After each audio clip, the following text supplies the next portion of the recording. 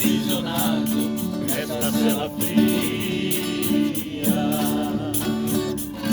No segundo andar da penitenciária, lá na rua eu via quando o jardineiro plantava o empenho e ao correr do dia ele foi crescendo e ganhando vida enquanto eu sofria. Meu ipê florido junto à minha cela hoje tem altura de minha janela. Só uma diferença há entre nós agora.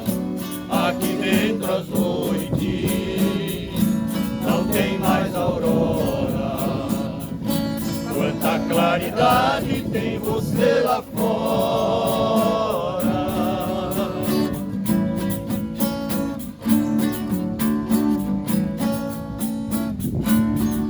Vejo em seu tronco cipó parasita te abraçando forte. Enquanto te abraça, suga sua seiva, te levando à morte. Assim foi comigo, ela me abraçava, depois me traía.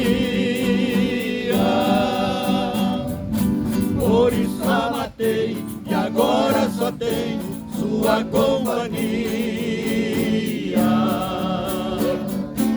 Meu ipê florido junto à minha cela hoje tem altura de minha janela. Só uma diferença há entre nós agora.